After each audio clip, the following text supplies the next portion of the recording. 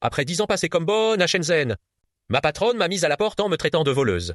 Elle m'accusait d'avoir volé son collier d'1 200 000, mais au lieu de porter plainte, elle m'a fourré 230 000 yuans dans les mains en m'ordonnant de déguerpir. Le jour où tout s'est produit, je venais tout juste de préparer le petit déjeuner, quand Madame Zhou a dévalé les escaliers, le visage blafard. Xiao Yun, planté en haut des marches. La voix tremblante. C'est toi qui as pris ce collier et d'émeraude. Mais maintenant le bol se sont figés en plein vol. Quel collier? Le fameux bijou de famille de ma belle-mère que je t'ai montré hier. 1 200 000. Ses yeux se sont soudainement embrumés de larmes. Je suis pourtant certaine de l'avoir posé sur la table basse. Un bourdonnement assourdissant a envahi mon esprit. Hier après ce midi. Elle m'avait effectivement montré ce collier, en me demandant de l'aider à le nettoyer et à l'entretenir. Je m'en souviens parfaitement. Une fois l'entretien terminé, je le lui ai rendu de mes propres mains. Il l'a pris avant de le poser machinalement sur la table basse, pour aller aussitôt s'enfermer dans son bureau afin de passer un appel. Madame Zhou, je vous assure que je n'ai rien pris. Vous pouvez vérifier les caméras ou appeler la police. Elle m'a brusquement coupé la parole, en prononçant des mots qui m'ont complètement anéanti. Pas besoin de police. Je te verse ton dû. Tu t'en vas tout de suite. Je m'appelle Zhao Xiuyun. J'ai 42 ans. J'ai travaillé 10 ans comme bonne dans la famille Zhou à Shenzhen. Expulsé vers mon village natal à 3 heures du matin. Debout devant le seuil de ma maison délabrée. Tirant ma valise. Les jambes cotonneuses. Je n'aurais jamais pu imaginer que je finirais par partir, affublé d'une étiquette de voleuse. 10 années entières. J'ai vu la famille Zhou quitter leur petit appartement pour s'installer dans une villa. J'ai vu l'entreprise de Monsieur Zhou grandir, passant d'une dizaine d'employés à plus d'un millier.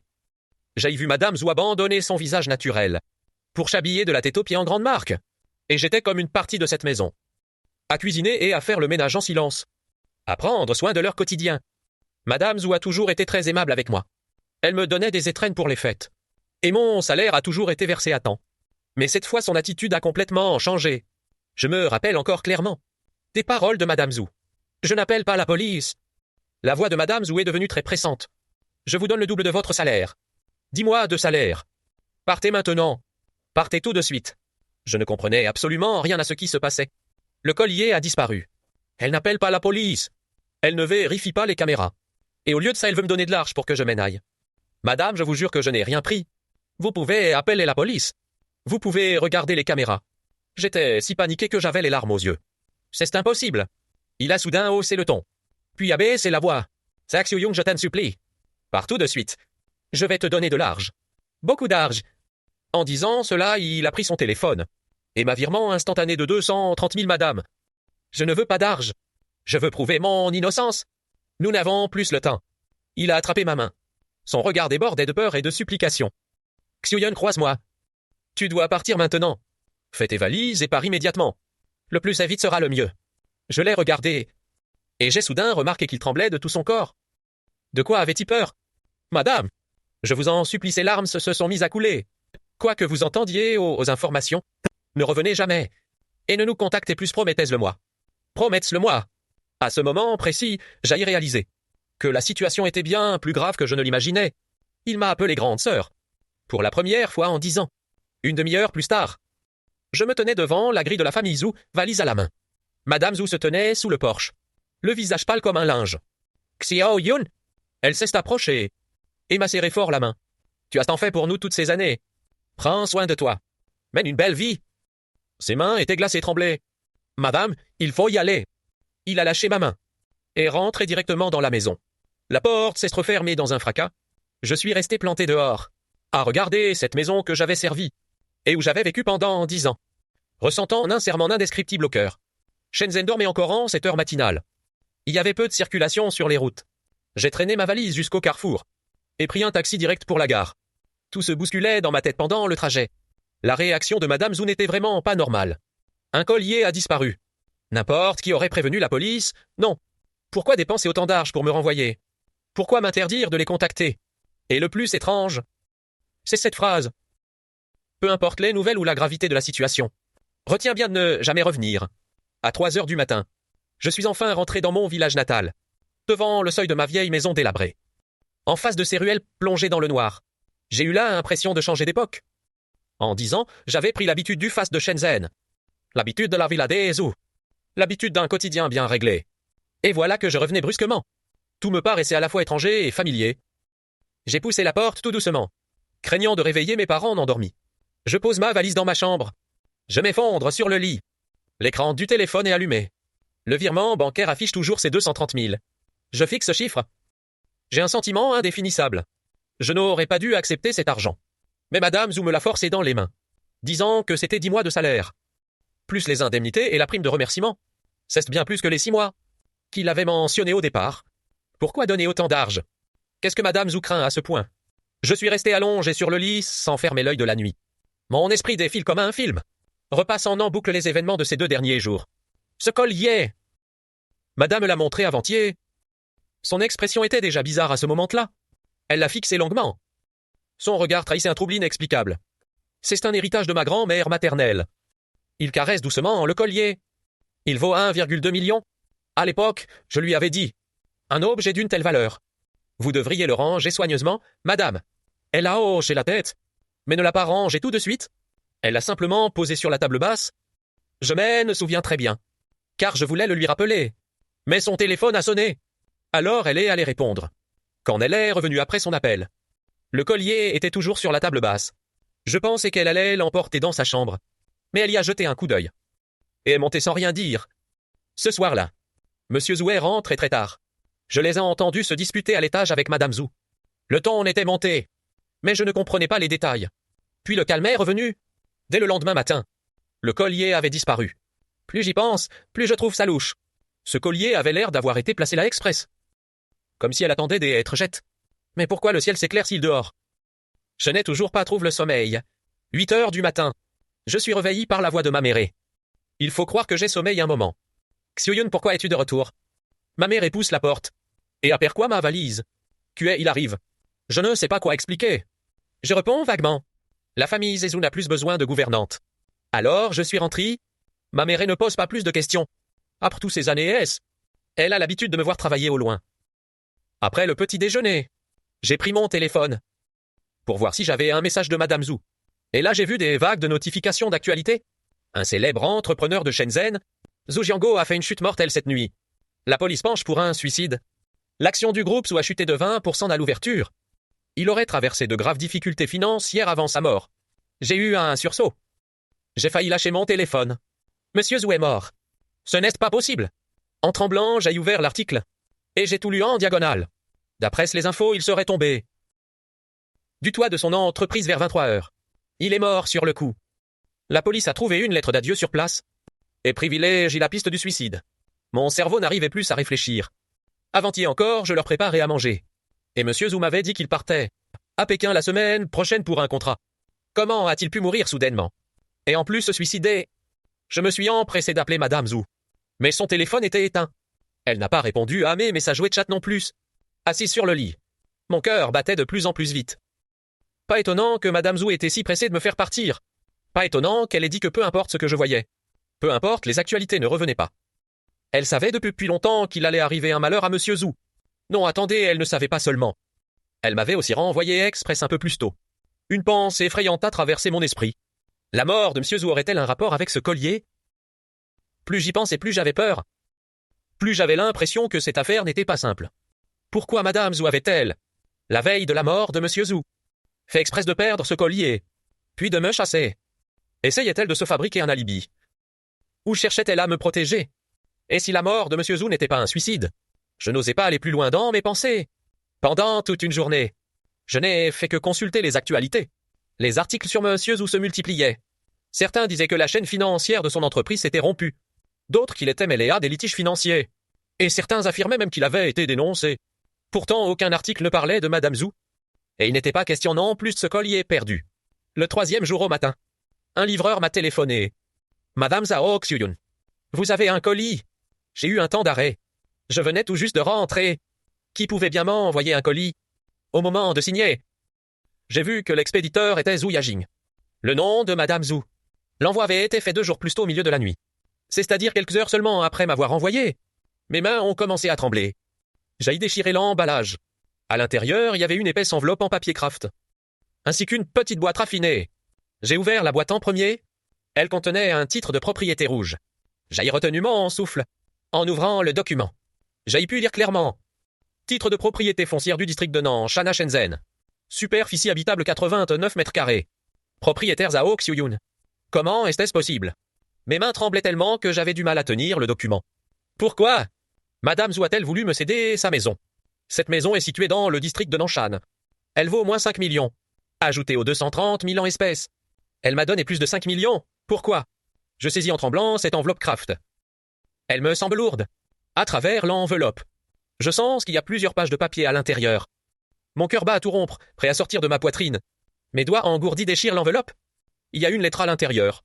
Plusieurs pages bien épaisses. Rédigées dans la belle écriture de Madame Zhou. Je prends une profonde inspiration. Je déchire l'enveloppe. Il y a une lettre à l'intérieur. Plusieurs pages bien épaisses. Je déplie la première page. Mon regard se pose sur les premières lignes. Ma sœur Xuyun, quand tu liras cette lettre, je ne serai peut-être plus de ce monde. Ne sois pas surprise. Et ne sois pas triste. C'est un choix personnel. Je sais que tu dois être très perplexe. En te demandant pourquoi j'ai agi ainsi pour te faire partir. Et pourquoi j'ai glissé le titre de propriété. Au fond de ta valise. Maintenant, je vais tout expliquer.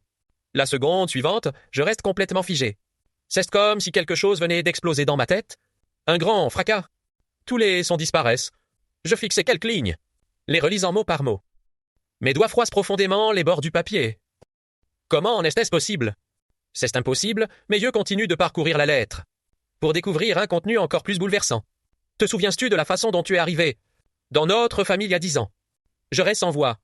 Des images d'il y a 10 ans surgissent soudain dans mon esprit. 15 mars 2016. Je me souviendrai toujours de cette date.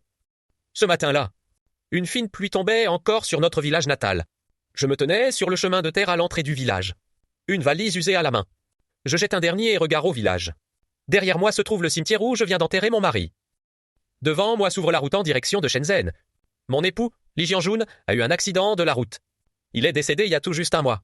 Ce drame ne lui a pas seulement arraché la vie. Il a aussi laissé plus de 200 000 yuans de dettes. Les créanciers venaient réclamer leur argent à la maison tous les 2 jours. Sous le coup de la colère, mes beaux-parents sont tombés malades l'un après l'autre. Mon fils, Li Ming, est en 4e. Et c'est précisément le moment où l'on a besoin d'argent. Simple femme de la campagne. Je n'ai même pas mon brevet des collèges. Et je ne sais rien faire d'autre que cultiver la terre. Les gens du village m'ont conseillé de me remarier, disant qu'avec mon fils et 2 maladas à la charge, cette vie était impossible à mener. Mais je refuse de baiser les bras. Je veux rembourser ces dettes de mes propres mains. Élever mon fils. Ma cousine travaille à Shenzhen depuis des années.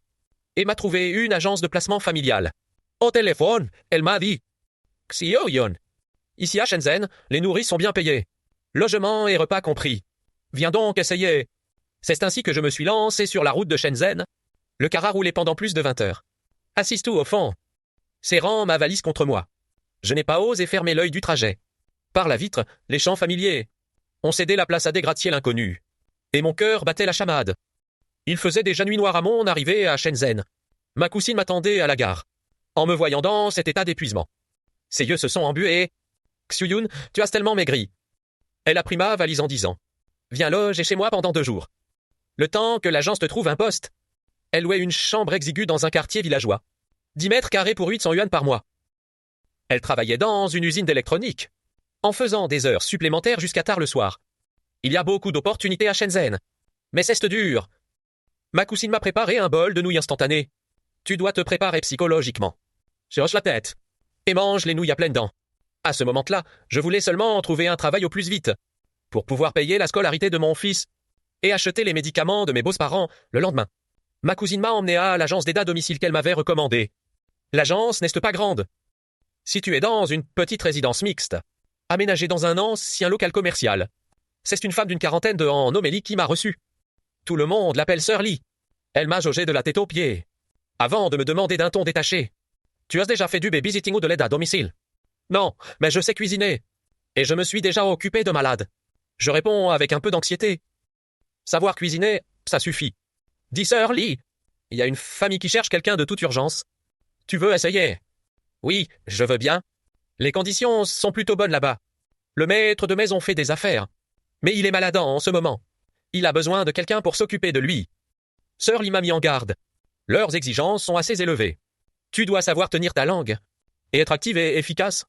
Ne pose pas de questions qu'il ne faut pas poser. Et ne dis rien qu'il ne faut pas dire, c'est clair. Je hoche la tête frénétiquement. C'est clair, c'est très clair. Sœur Li jette un œil à sa montre. Alors, je t'emmène passer l'entretien tout de suite. Avec Sir Lee, j'ai pris 2 bus de suite. Pour arriver dans une résidence vétuste. Construite dans les années 90. Les carreaux de carrelage sur les murs extérieurs sont en grande partie tombés. Il y a des objets encombrants entassés dans les cages d'escalier. C'est considéré comme un quartier très délabré à Shenzhen. Mais pour quelqu'un comme moi venant de la campagne, c'est déjà bien mieux que la maison en briques de mon village. Sir Lee m'a fait monter au 5e étage et a sonné à la porte 502. Après un moment d'attente, la porte s'est ouverte sur une femme d'une trentaine d'années. De taille moyenne, vêtue d'une tenue d'intérieur ample, aux cheveux un peu ébouriffés, le visage terriblement émacié, les yeux rougis et gonflés, marqués par de lourdes cernes. On voyait clairement qu'elle n'avait pas bien dormi depuis des jours. Sir Lee, c'est la nounou dont tu parlais. Sa voix était un peu rauque et transpirait la fatigue. Oui, c'est ça, oh, Xiuyun. Elle est très travailleuse et honnête. Sir Lee m'a poussé légèrement. Xiuyuniwa, voici Madame Zhu. Bonjour, Madame Zhu. Madame Zhu m'a dévisagé. Son regard s'est attardé sur mon visage pendant quelques secondes. Je portais ce jour-là des vêtements apportés de mon village. Une veste délavée par les lavages. Un pantalon noir. Et des baskets usées aux pieds. Je savais que j'avais l'air très provincial. Mais j'ai fait de mon mieux pour me tenir droite. Pour paraître un peu plus digne. Savez-vous cuisiner? Savez-vous vous occuper d'un malade? Madame Zhu a posé ces questions d'un ton pressant. Sa voix trahissait une anxiété impossible à contenir. Oui, je me suis empressé de dire. Je me suis occupé de mes beaux-parents au village. Ils étaient tous les 2 malades. Je leur préparais à manger et leur donnais leurs médicaments. La cuisine, ce n'est pas un problème non plus. Ma famille tenait un petit restaurant au pays. Cette dernière phrase était un mensonge. Je n'avais fait que cuisiner chez moi. Mais pour obtenir ce poste, j'étais prête à tout. Madame Zhu a semblé pousser un soupir de soulagement. Très bien, le salaire est de 4 000 par mois. Nourri et logé. Vous vous occuperez principalement de mon mari et des tâches ménagères. Pouvez-vous commencer dès aujourd'hui? 4 000, j'ai ressenti une bouffée de joie immense. Ma cousine m'avait dit qu'à Shenzhen, nous gagnions environ 3 000. Proposer 4 000, c'était déjà très bien. Oui, je peux commencer tout de suite. C'est sorti tout seul de ma bouche. Sir Lee a ajouté à côté. Alors, Kassing Xiuyun, vous pouvez rester, Madame Zhu. Appelez-moi si vous avez le moindre problème. Madame Zhu fit un signe de tête. Elle accompagna Sir Lee jusqu'à la porte. Une fois la porte refermée, elle se tourna vers moi. Ses yeux devinrent soudainement humides. Je suis désolé de vous montrer dans cet état. Elle s'essuya le coin de l'œil du dos de la main. Mon mari est très malade. Je n'ai pas bien dormi ces derniers jours. Ne dites pas cela, madame. Je comprends. En repensant à l'époque où je veillais sur mon propre mari. Un sentiment de tristesse m'éteignit le cœur. Je suis passé par là, je sais ce que c'est. Madame Zhu prit une profonde inspiration et me fit entrer. L'appartement n'était pas grand. Un 3 pièces. Environ 70 mètres carrés. La décoration était simple, mais d'une propreté exemplaire. Les meubles du salon avaient déjà un certain âge. L'assise du canapé en tissu s'affaissait légèrement. Sur la table bastronnait une boîte de médicaments et quelques tasses. Le meuble télé affichait leurs photos de mariage. Sur le cliché, Madame Zhu souriait radieusement. À ses côtés, l'homme en costume paraissait plein de vie. Voici votre chambre. Madame Zhu me conduisit dans une petite pièce secondaire. Elle contenait un lit, une place, une armoire et une petite table. Posez vos affaires. Je vais vous montrer l'état de mon mari. Je rangeai ma valise et suivis Madame Zhu jusqu'à la chambre principale. Au moment de pousser la porte, je fus frappé par ce qui s'offrait à mes yeux. La pièce était imprégnée d'une odeur de médicaments et de cette atmosphère propre aux chambres d'hôpital. Les rideaux étaient fermés hermétiquement. Seule la petite lampe de chevet était allumée. Un homme d'âge mûr était allongé dans le lit, avec un visage d'une pâleur effrayante. Il était réduit à l'état de squelette. Les pommettes saillantes. Il avait les yeux fermés. Il respire avec difficulté. Son front est couvert de sueur. Une potence de perfusion est installée près du lit. Le médicament s'écoule goutte à goutte. C'est bien l'homme plein de vie sur la photo de mariage. J'ai du mal à y croire. Madame Zhu l'appelle doucement. L'auxiliaire devait arriver. Elle Chaume ouvre les yeux avec peine. Son regard est vidé, sans expression. Il me jette un coup d'œil. Ses lèvres bougent. Mais aucun son ne sort. Mon mari, Su Jiango. La voix de Madame Zhu est très faible. Comme si elle craignait de perturber quoi que ce soit. Un cancer du foie au stade terminal. Le médecin dit qu'il lui reste au maximum 6 mois. Un poids lourd me serre le cœur. Un cancer au stade terminal. Combien il doit souffrir? Le médecin dit qu'il n'y a plus rien à faire.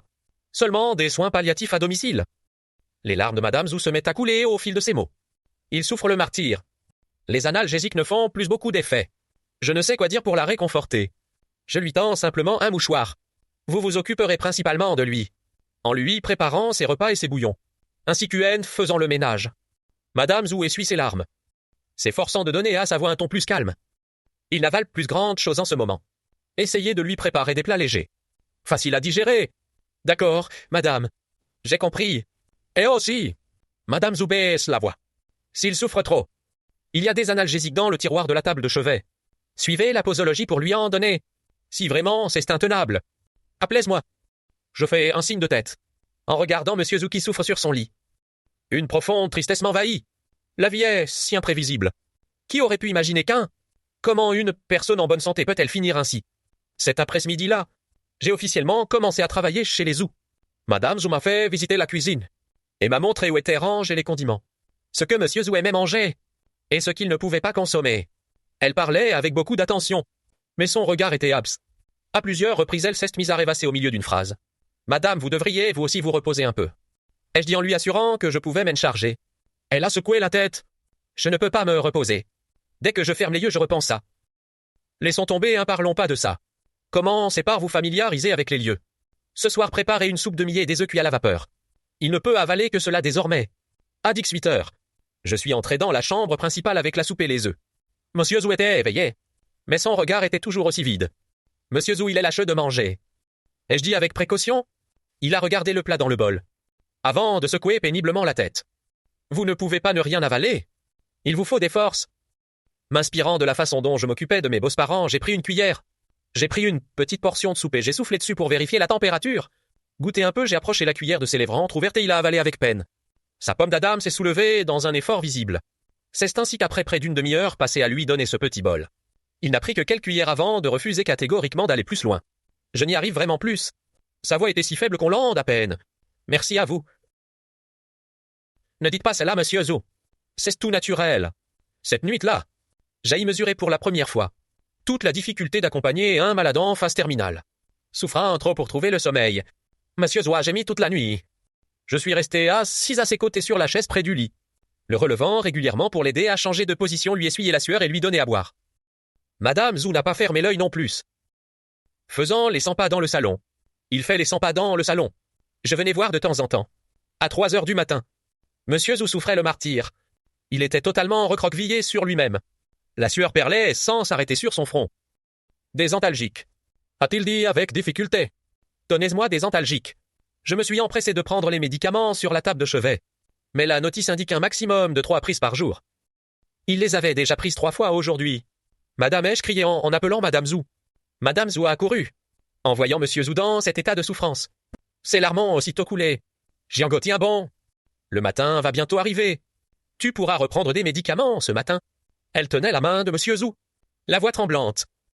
J'ai mal. Monsieur Zhu les yeux fermés. Laissez couler des larmes au coin des yeux. Yajing, j'ai si mal. À cet instant, mes larmes ont aussi coulé. La chose la plus cruelle en ce monde est sans doute de regarder un proche souffrir de ses propres yeux, sans pouvoir rien faire. J'y repense et à mon mari, le jour de son accident de voiture. Il était encore conscient à son arrivée à l'hôpital. Il m'a pris la main en disant « Ah, Xuyun, je suis désolé. Je t'ai gâché la vie. » Puis il ne s'est plus jamais réveillé. Au moins, il est parti vite, sans endurer pareille torture. J'ai essuyé mes larmes, et je suis allé préparer une bassine d'eau tiède à la cuisine. Pour toiletter, monsieur Zhu. Paraît-il que cela soulage la douleur. Même si j'ignore si cela sert à quelque chose. Il faut bien faire quelque chose. Madame Zhu était assise au bord du lit, tenant la main de monsieur Zhu, répétant des paroles réconfortantes. Jiango, accroche-toi encore un peu, juste un peu. Sa voix était complètement enrouée. Tu avais promis de m'accompagner jusqu'à la fin. Tu ne peux pas rompre ta promesse. Monsieur Zhu ne pouvait déjà plus parler. Il lui serrait simplement fort la main. Cette nuit-là était particulièrement longue, comme si l'aube ne voulait jamais pointer. C'est ainsi que j'aille commencer une nouvelle vie chez les Zhu. Je me levais tous les jours à 6 heures, pour préparer le petit déjeuner de monsieur Zhu. Généralement une bouillie de mie avec un œuf cuit à la vapeur, ou bien une bouillie de légumes et de viande maigre. Son appétit était très mauvais. Il ne pouvait avaler que quelques bouchées à chaque fois, mais je m'obstinais à cuisiner pour chaque repas. La matinée, je le toilettais, le changeais, rangeais la chambre. Madame Zhu devait sortir faire les courses et acheter les médicaments, et parfois aller chercher des analyses à l'hôpital. J'étais donc seul à la maison pour m'occuper de monsieur Zhu. Le midi, le repas se composait toujours de plats liquides légers. La santé de monsieur Zhu faiblissait de jour en jour. Parfois, il n'arrivait même plus à avaler quoi que ce soit. Il ne tenait plus que grâce aux perfusions nutritives. L'après-midi était le moment où il allait un peu mieux. S'il ne souffrait pas trop, je l'aidais à se redresser contre la tête de lit, pour lui tenir un peu compagnie. Zhuyan, d'où est originaire? Un après-midi. Il m'a posé soudainement cette question. d'un petit village de montagne dans le Hénan. Ai-je répondu en lui massant les jambes. C'est très pauvre. De génération en génération, on a toujours été paysan. Tu as des enfants? J'ai un fils. Il a 14 ans et est en classe de 4e. Rien qu'en parlant de mon fils. Une bouffée de tristesse m'a serré le cœur. Et ton mari alors? Pourquoi es-tu venu travailler ici? J'ai marqué un temps d'arrêt avant de dire. Il nous a quittés l'année dernière dans un accident de voiture. Monsieur Zhou a eu un mouvement de recul. Avant de pousser un soupir. Je suis désolé, je n'aurais pas dû demander. Ce n'est rien, ai-je dit en esquissant un sourire forcé. Tout cela est derrière moi. Il faut bien aller de l'avant, n'est-ce pas? Il n'a rien répondu. Le regard tourné vers la fenêtre. Perdu dans ses pensées. Au bout d'un moment, il a soudainement repris. Xiuyun, tu penses que les gens vont ou après leur mort? Ne sachant quoi répondre, j'ai simplement dit. Je ne sais pas non en plus. Ma mère disait autrefois que les morts se transforment en étoiles, pour veiller sur leurs proches depuis le ciel. Des étoiles, a-t-il répété en murmurant. C'est une belle idée aussi. Après ce jour-là, Monsieur Zhou s'est mis à parler de plus en plus. Il me racontait son passé. Il faisait partie des tout premiers à s'être lancé à Shenzhen. Arrivé dès le début des années 90. Il avait commencé comme ouvrier dans une usine d'électronique, avant de mettre un peu d'argent de côté et d'ouvrir son propre petit atelier. Spécialisé dans les composants électroniques, l'affaire a fini par prendre de l'ampleur. Il a épousé une femme et s'est acheté une maison, pensant que la vie allait s'améliorer de jour en jour. Malheureusement, mon corps me lâche. Monsieur Zhou, ne dites pas de choses pareilles. L'ai-je consolé? Qui sait, vous allez peut-être guérir, il a esquissé un sourire amer. Les médecins n'ont déjà prononcé leur sentence. Il n'y a plus d'espoir. J'ai entendu dire que certains guérissaient même d'un cancer en phase terminale. Je ne savais pas vraiment si c'était vrai.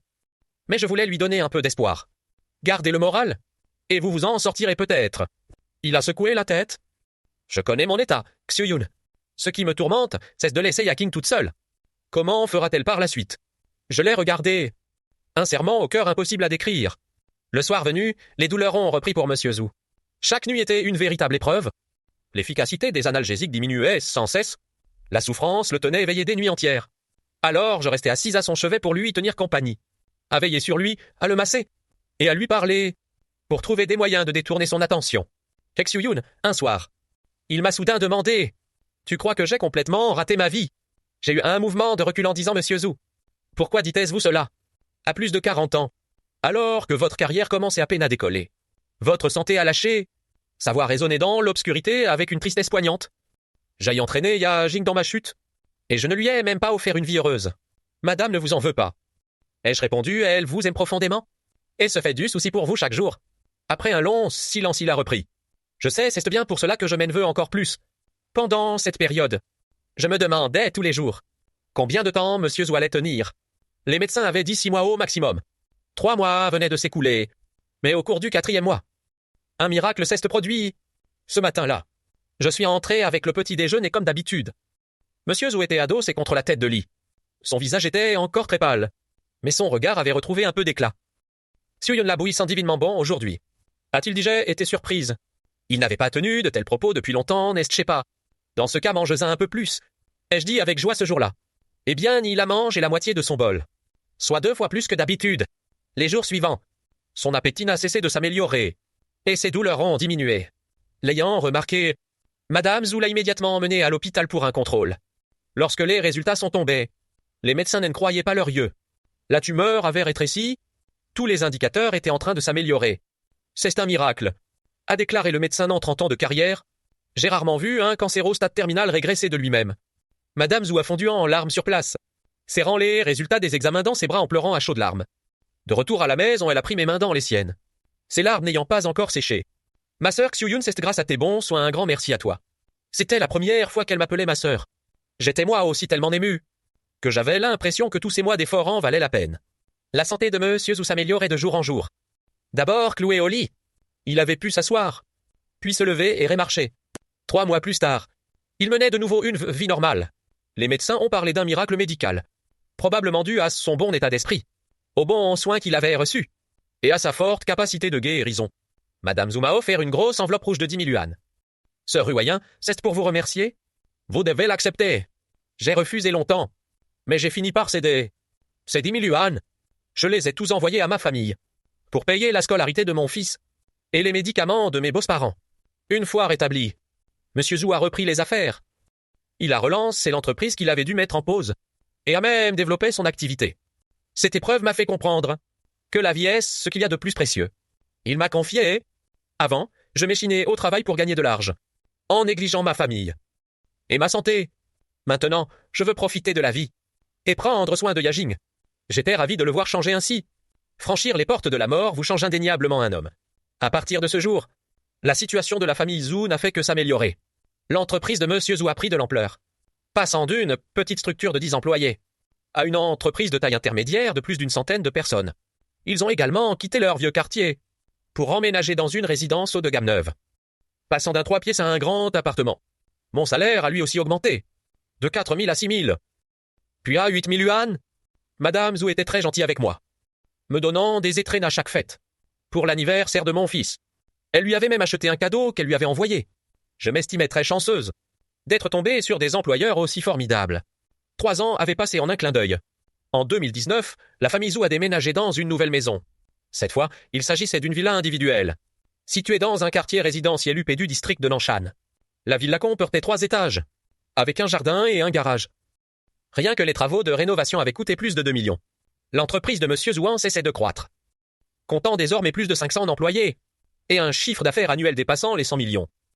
Madame Zhu avait également bien changé, ayant délaissé sa simplicité d'autrefois. Elle était devenue une femme élégante, habillée de marque de la tête aux pieds. Cependant, j'avais remarqué que l'ambiance entre eux s'était un peu altérée. Monsieur Zhu était de plus en plus pris par son travail, partant fréquemment en déplacement, et rentrant très tard le soir, parfois au milieu de la nuit, une odeur d'alcool imprégnant ses vêtements. Madame Zhu l'attendait, mais son expression restait toujours fermée. À plusieurs reprises, m'étant levé en pleine nuit pour aller aux toilettes. Je les avais entendus se disputer à l'étage.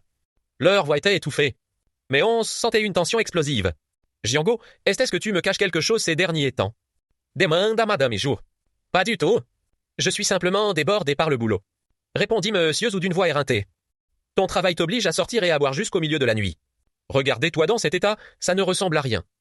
Je fais tout ça pour notre foyer. Tu crois vraiment que faire des affaires est facile? Il faut soigner les relations clients. Il faut assurer les réceptions. Mais tu m'avais fait une promesse. Tu avais dit qu'une fois guéri, on profiterait de la vie.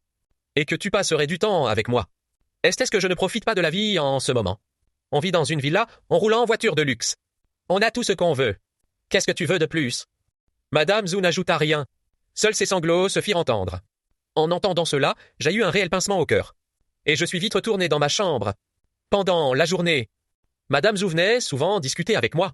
Elle se confiait rarement aux autres. Mais elle semblait avoir fait de moi sa confidente.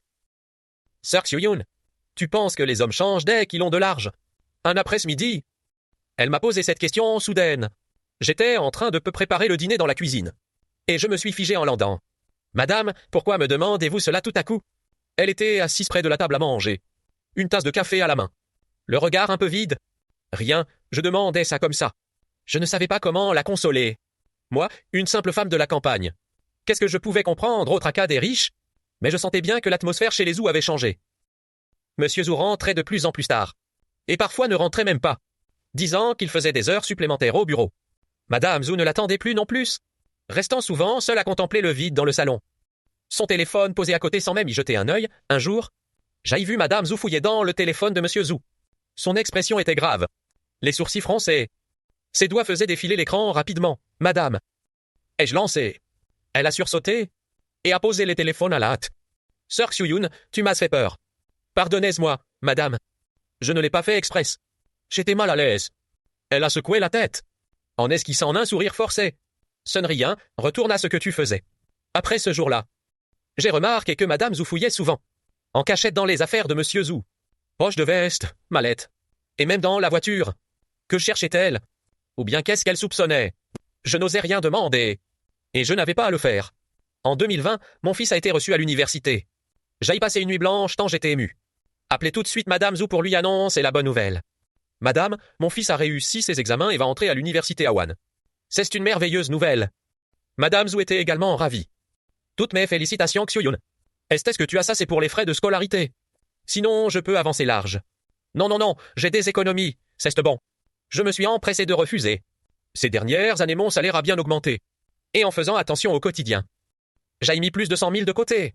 C'est amplement suffisant pour l'université de mon fils. D'accord, Dès qu'il fera sa rentrée, je demanderai à Jiango de lui préparer un petit cadeau. Quand Monsieur Zhu l'a su, il m'a immédiatement donné une enveloppe rouge de 20 000. Félicitations Xiuyun. C'est pour la scolarité de l'enfant. Il faut absolument accepter. J'ai refusé pendant un long moment, avant de finir par accepter. À ce moment-là, j'étais vraiment en pleine de gratitude envers eux. Une fois que mon fils est entré à l'université, je me suis définitivement installé à Shenzhen. Mes beaux-parents étant décédés, je n'avais plus grande chose qui me retenait au village. Madame Zhu m'a dit que si je le souhaitais, je pouvais continuer à travailler chez eux indéfiniment. Bien sûr que je le voulais. Le salaire était bon ici, et les employeurs étaient formidables. Que pouvais-je demander de plus? Mais la vie vous frappe toujours au moment où tout semble aller pour le mieux. Au début de l'année 2021, j'ai remarqué que le comportement de Madame Zhu devenait étrange. Elle restait souvent seule dans sa chambre à ressasser ses pensées, les yeux rougis. Il était évident qu'elle avait pleuré. Monsieur Zhu rentrait de plus en plus tard, parfois absent pendant plusieurs jours d'affilée. Un soir, Monsieur Zhu est rentré tôt par miracle. Je les ai entendus se disputer violemment à l'étage. Zhu Jiango, as-tu encore une once de conscience? La voix de Madame Zhu résonnait haut, tremblante de larmes. Tout ce que j'ai sacrifié pour toi pendant toutes ces années. Tu n'as donc aucune idée de ce que ça représente. Qu'est-ce que je t'ai fait? Qu'est-ce qui a bien pu te manquer? Appartement, voiture, argent. Il te manque quoi au juste? Il me manque, toi, ton attention, ton affection. Crie Madame Zhu à scène rompre les cordes vocales. Tu passes tes journées à dîner dehors pour le travail. Tu me prends pour une idiote ou quoi tu penses? Que je ne sais rien? Tu sais quoi? La voix de Monsieur Zhu se fait soudain glaciale. Tu as quelqu'un d'autre dans ta vie, c'est ça? Un silence s'installe. Je suis en bas dans le couloir. Un bol tout juste lavé encore entre les mains. Mon cœur bat la chamade. Tu as quelqu'un d'autre dans ta vie, c'est ça? Répète Madame Zhu d'une voix déjà lourde de désespoir. Et si c'était le cas? Lâche soudain Monsieur Zhu. Yajing, à quoi ça rime de continuer comme ça? Tu es paranoïaque du matin au soir. Et moi, je passe mes journées sous ta surveillance. Tu appelles ça une vie? Madame Zhu semble suffoquer de rage. Divorçons, déclare Monsieur Zhu. Le bol m'échappe des mains et se brise net sur le sol dans un fracas. Un silence de mort retombe à l'étage. Je me accroupis en hâte pour ramasser les morceaux. Les mains tremblantes. Comment a-t-on pu en arriver là? Comment peuvent-ils parler de divorce? Ce soir-là, Monsieur Zhu a claqué la porte, laissant Madame Zhu en pleurs sur les marches à sangloter à scène déchirer le cœur. Je sais pas si je dois m'en hanter la consoler, mais je finis par y aller. Pour lui tendre un verre d'eau tiède. Madame, vous tourmentez pas ainsi. Préservez votre santé. Elle prend le verre sans y toucher, se contentant de le serrer entre ses doigts. Dis-moi, Xiuyun, est-ce que je suis raté à ce point? Me demande-t-elle soudain. Madame, ne dites pas de sottises. Je suis resté fidèle si longtemps pour lui. Je l'ai accompagné dans les pires épreuves, en pensant qu'il changerait, et qu'il me chérirait. Ses larmes n'arrêtaient pas de couler. Ouais. Pourtant, il a fini par changer. Avec l'âge et le statut. Il a estimé que je n'étais plus à sa hauteur. Je ne savais quoi dire. Je suis simplement resté assise à ses côtés. Dis-moi, Xiuyun. Sa maladie était en réalité un mensonge. Je suis resté figé. Quoi? Madame Zhu m'a regardé, le regard empreint d'une émotion complexe. Il n'a jamais eu le cancer. C'est moi qui ai tout inventé. J'ai eu l'impression d'avoir un bourdonnement dans la tête. Incapable de réagir le moins du monde. Tous ces rapports médicaux, tous ces médicaments étaient faux. La voix de Madame Zhu était calme, comme si elle racontait l'histoire de quelqu'un d'autre. C'est moi qui les ai fait fabriquer. Je ne suis resté bu, incapable de prononcer un mot. Il y a 10 ans, Jiango s'était endetté auprès d'usuriers. Il devait plus de 2 millions. Il a hypothéqué la maison. Il a hypothéqué l'entreprise. Et il a voulu vendre le collier en émeraude que ma grand-mère m'avait légué. Je m'y suis opposé. Et nous nous sommes disputés. Ce soir-là, il était ivre. Et il a levé la main sur moi. C'était la première fois qu'il me frappait. Et aussi la première fois que je perdais tout espoir en ce mariage. Le lendemain, j'ai pris une décision. Je lui ai annoncé qu'il avait un cancer du foie au stade terminal. J'étais totalement pétrifié, incapable de croire ce que j'entendais.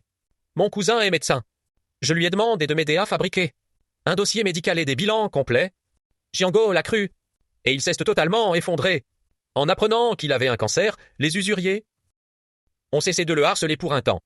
C'est précisément à ce moment-là que tu es arrivé. Madame Zhu m'a regardé. Son regard exprimait à la fois des remords et de la gratitude. Xiuyun, tu ne sais pas. Quand je t'ai vu t'occuper de Jiango et le voir faire son mea culpa sur son lit d'hôpital, mon cœur a fondu.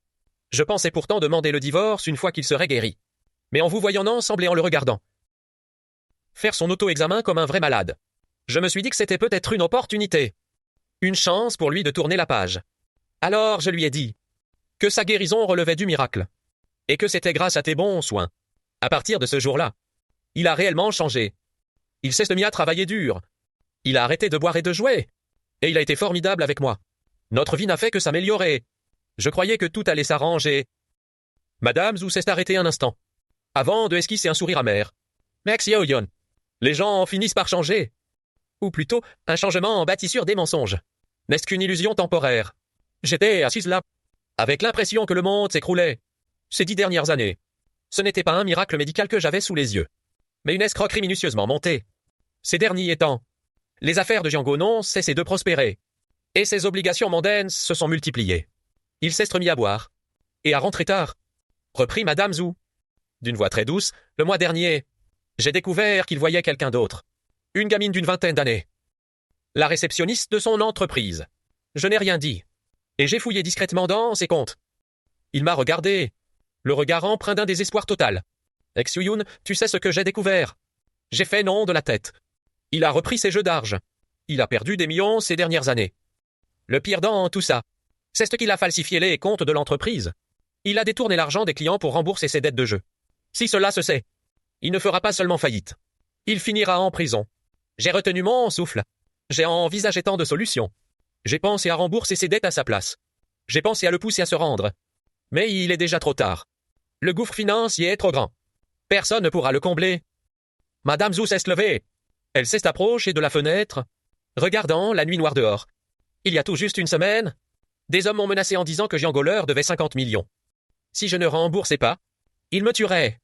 Ce soir-là, Django s'est agenouillé devant moi en disant qu'il était désolé.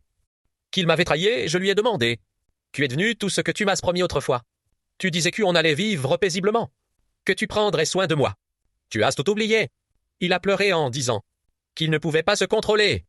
Madame Zou s'est retournée pour me regarder, les yeux pleins de larmes, mais avec un visage apaisé. Siouyun, à ce moment précis, j'ai compris. Les gens ne changent jamais, ou plutôt. Chassez le naturel. Il revient au galop, je suis fatigué. Vraiment fatigué. Après cette conversation ce soir-là, j'ai mis plusieurs jours à m'en remettre. Je me suis rendu compte que pendant 10 ans, j'y avais vécu dans le mensonge. Cette guérison miraculeuse. Cette période où il semblait être un homme nouveau. Tout cela n'était fondé que sur des mensonges. Je ne savais plus comment faire face à Monsieur Zou, ni comment regarder Madame Zou en face.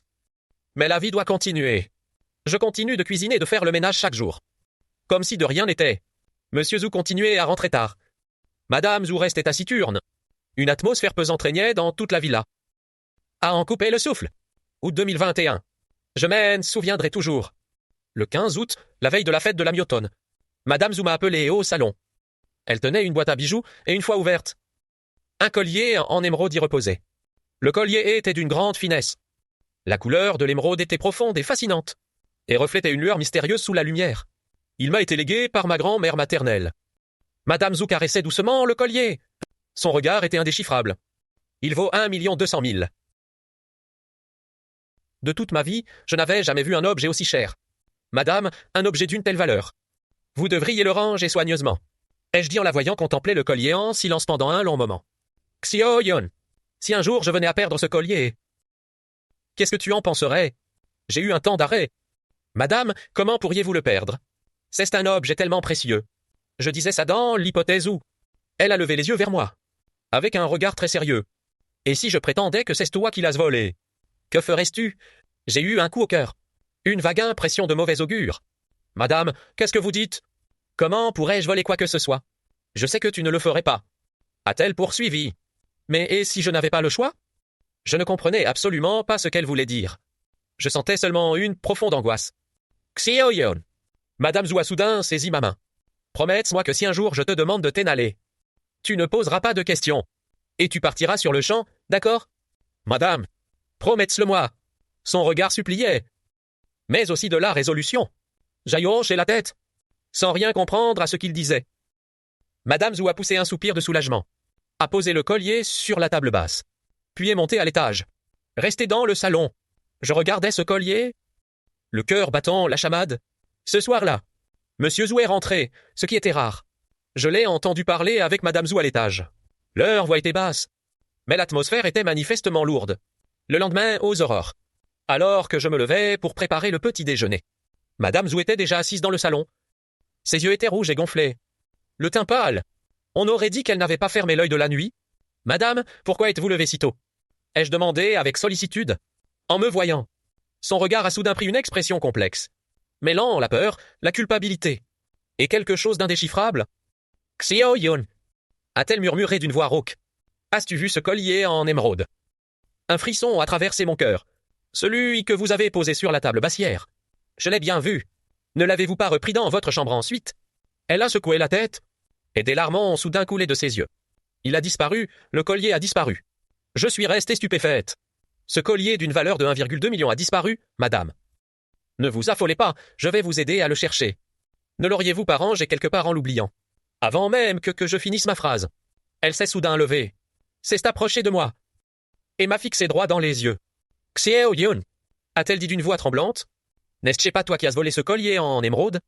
À cet instant, j'ai eu l'impression d'une explosion dans la tête. J'étais complètement sonné. Madame, qu'est-ce que vous dites? Comment aurais-je pu voler quoi que ce soit? Ça fait 10 ans que je travaille chez vous. À quel moment? Je ne porterai pas plainte. Me coupe-t-elle? La voix soudain pressante. Je vous double votre salaire. 10 mois de salaire. Partez tout de suite. Immédiatement. Je ne comprends absolument rien à ce qui se passe. Le collier a disparu. Elle refuse de porter plainte, de vérifier les caméras, et préfère me donner de l'argent pour que je m'en aille. Madame, je n'ai rien pris.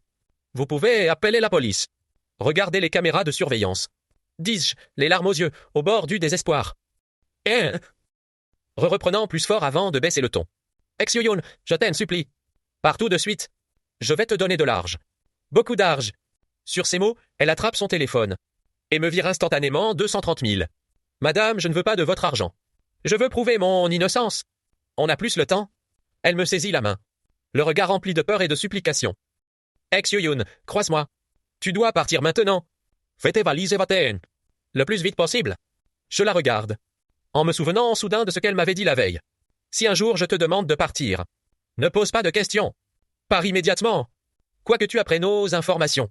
Ne reviens jamais. Et ne nous contacte plus. La voix brisée par les sanglots. Promets-le-moi, le jures-tu? Elle m'a appelé ma sœur. La deuxième fois en 10 ans. Et la dernière, une demi-heure plus tard. Une valise à la main, je me tenais devant l'entrée de la famille Zhou. Madame Zhou se tenait sous le porche. Le visage pâle comme du papier. Xiao Yun. Elle s'est approchée et a serré fort mes mains. Tu as tellement donné de ta personne ces dernières années. Prends soin de toi. Mène une belle vie. Ses mains étaient glacées et tremblaient. Madame. Alziel a lâché mes mains et rentré dans la maison. La porte s'est fermée dans un bruit sourd. Je suis resté planté dehors, à regarder cette villa où j'y avais vécu 5 ans. Un sentiment indescriptible serrant mon cœur. À 3 heures du matin, je suis rentré dans mon village natal, debout devant la porte de ma vieille maison délabrée. Regardant ce village plongé dans l'obscurité, j'y avais l'impression de vivre hors du temps. Revenant là, moi, je me suis aperçu que mes joues étaient trempées. C'est vrai, ce printemps-là, il y a 10 ans. Je débarquais à Shenzhen avec ma valise.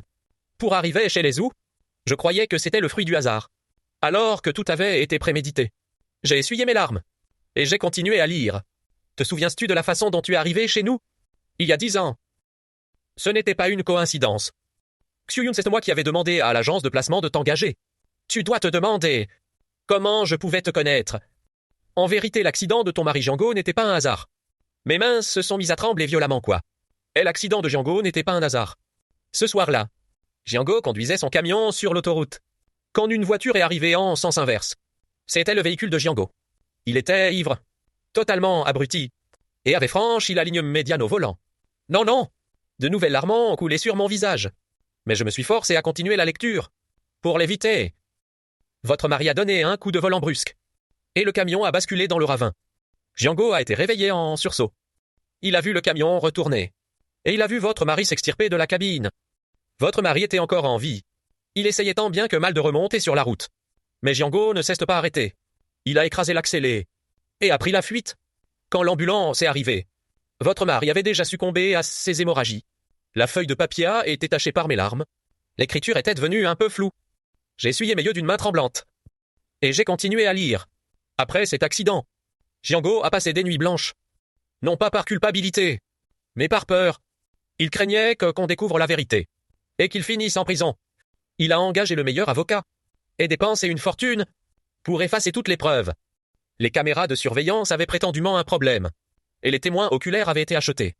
Sa voiture avait été déposée dans un garage et réparée en pleine nuit. L'accident a finalement été classé comme un incident isolé, attribuant la cause à la fatigue de votre mari. Et à une mauvaise manœuvre. Perso ne connaissait la vérité à part moi. Ce soir-là, quand il est rentré, j'ai senti une odeur d'alcool. Et j'ai remarqué de nouvelles éraflures sur sa voiture. Le lendemain, les informations ont parlé de l'accident. Et j'ai immédiatement compris. Je l'ai poussé dans ses retranchements. Jusqu'à ce qu'il finisse par avouer. Il s'est effondré en pleurs à genoux devant moi, disant qu'il ne l'avait pas fait express, qu'il était terrorisé, et qu'il me suppliait de le pardonner. Ma sœur Xuyun, à cet instant précis, j'ai ressenti un dégoût total envers cet homme. Non seulement il avait causé la mort d'un innocent, mais il fallait en plus que la famille de cette victime supporte toute la douleur et les accusations. Il a voulu étouffer l'affaire avec de l'argent, et faire comme s'il ne s'était rien passé. Je n'ai pas prévenu la police, parce que je l'aimais encore à l'époque, et que je croyais encore en notre mariage. Mais je me suis juré de réparer le malfait à cette famille. J'ai pris des renseignements sur vous. Vous éleviez votre fils avec vos beaux-parents tout en lourdement vous endettant. Votre vie était un enfer. Je voulais vous aider, mais je ne pouvais pas vous donner de l'argent directement. Cela aurait été trop louche, alors. J'ai simulé cette histoire de cancer. En lisant ces lignes, je me suis mis à trembler de tout mon corps. Ce cancer n'était donc pas seulement pour punir Zhu Jianguo. C'était aussi pour moi. Je vous ai embauché pour le soigner. En vous versant un gros salaire. Et des étrennes. Tout en finançant les études de votre fils. Je voulais compenser ce que Jianguo vous devait. Pendant 10 ans, je vous ai vu travailler d'arrache-pied. Élever brillamment votre fils. Et rembourser vos dettes peu à peu. J'étais soulagé. Mais tellement coupable. Soulagé de vous voir enfin mener une vie décente. Et coupable que tout cela ne soit jamais arrivé. C'est Jianguo qui vous a détruite, Xuyun. Vous m'avez toujours appelé madame. Mais pour moi, vous êtes ma sœur ces 10 dernières années. C'est vous qui m'avez aidé à surmonter les pires épreuves. Maintenant, je dois vous expliquer. Pourquoi j'ai dû vous pousser à partir de cette façon. J'ai tourné la page. Le mois dernier, les agissements de Jianguo ont éclaté au grand jour. Il a détourné 50 millions aux clients. Et accumulé 30 millions de dettes de jeu. Pire encore. Les usuriers le menacent. S'il ne rembourse pas, ils le tueront.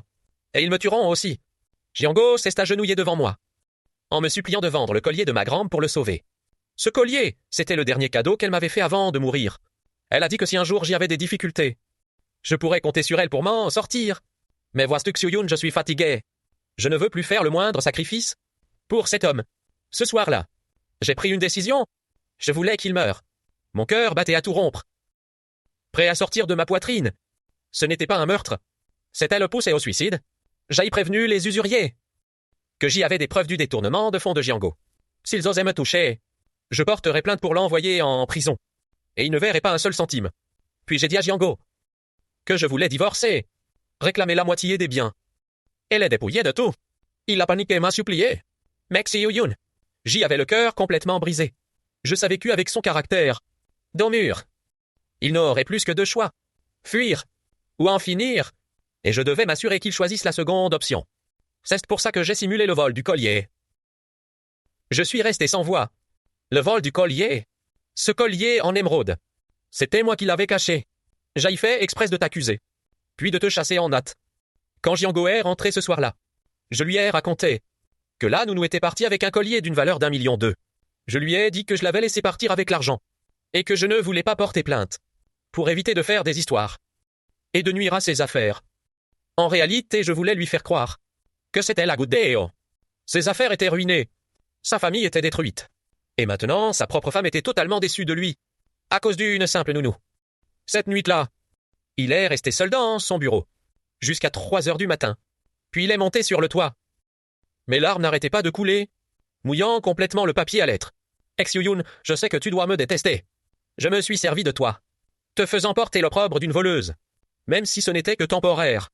Mais je devais le faire, si je ne t'avais pas poussé à partir. Après la mort de Jianguo, la police aurait enquêté sur tous ses proches. Tu as travaillé chez lui pendant 10 ans. Tu aurais été soupçonné, interrogé, entraîné dans cette tourmente. Je ne pouvais pas te faire endurer cela. Alors j'ai agi ainsi pour que tu partes. Pour que tout le monde croie que tu fuyais après un vol. Ainsi tu avais un prétexte pour t'en aller. Sans attirer les soupçons de la police quant à cet appartement. Je l'ai mis à ton nom il y a 1 an, le titre de propriété. Je l'ai gardé précisément pour te le donner, en cas de besoin. Et ces 230 000 ainsi que toutes les enveloppes que je t'ai versées, c'est ce que Jianguo te devait. Plus exactement, ce qu'il devait à ton mari. Xu-Yun, tu ne nous dois absolument rien, au contraire. C'est nous qui te devons tout. Maintenant que Jiango n'est plus, je ne veux pas survivre seul. Mes mains tremblent terriblement. Mes larmes rouillent ma vue. Quand tu recevras cette lettre, je l'aurai sans doute rejoint, non par amour, mais parce que je suis fatigué aussi. Toutes ces années, j'ai vécu dans le mensonge et les calculs. J'ai tenu cette famille à bout de bras. Porté ce mariage. Et j'ai atteint mes limites, à Xu-Yun. Je voudrais te demander quelques services. Premièrement, oublie tout cela. Vis une vie heureuse. Ne reste pas hanté par le passé. Ton fils est encore jeune. Tu as encore de beaux jours devant toi. Deuxièmement, ce collier en émeraude. Je l'ai mis dans la maison. Tout en haut de l'armoire de la chambre principale. Il y a un compartiment secret. Le collier est dedans. Il est à toi maintenant. Troisièmement, si c'est possible, viens fleurir la tombe de mes parents chaque année pour Qingming. Leur tombe est dans notre village natal. J'ai y écrit l'adresse à la fin de la lettre. Enfin, ma sœur Xu-Yun, merci pour ces 10 ans à mes côtés. Tu es quelqu'un de bien. Tu mérites une vie meilleure. Ne nous oublie pas. Oublie tout ça, oublie. La lettre est tombée par terre. Je me suis effondré sur la chaise. Mon esprit était complètement vide. Une seule pensée tournait en boucle dans ma tête. C'était donc ça. La mort de mon mari n'était pas un accident. Zhu Jiango l'a tué, avant de prendre la fuite, et d'étouffer l'affaire avec de l'arge, tandis que Zhu Yajing a passé 10 ans. À me compenser petit à petit, à le punir petit à petit, avant de l'envoyer elle-même vers la mort. Je ne sais pas si je dois le détester, ou lui être reconnaissante. Elle s'est servie de moi, mais elle m'a aussi sauvé. Elle m'a menti, mais elle m'a offert une nouvelle vie. Mon téléphone a sonné. C'était un numéro inconnu. J'ai décroché. Êtes-vous bien Madame Zhao Xu-Yun? C'était une voix de femme, qui avait l'air très jeune, c'est moi. Ma voix était rauque. Je suis Li Tinting, l'avocate de Madame Zhu. Avant de mourir, Madame Zhu m'a chargé de régler certaines affaires. Mon cœur a fait un bond. Madame Zhu, elle. Madame Zhu a pris une forte dose de somnifère hier soir. Elle est partie paisiblement. La voix de l'avocate était calme, comme s'il racontait quelque chose qui ne le regardait pas. A laissé un testament, vous désignant comme l'un des bénéficiaires. Comment? L'appartement au nom de Madame Zhu a été transféré à votre nom il y a 1 an. De plus, elle vous a laissé une somme d'argent. 500 000 pour aider votre fils à terminer ses études.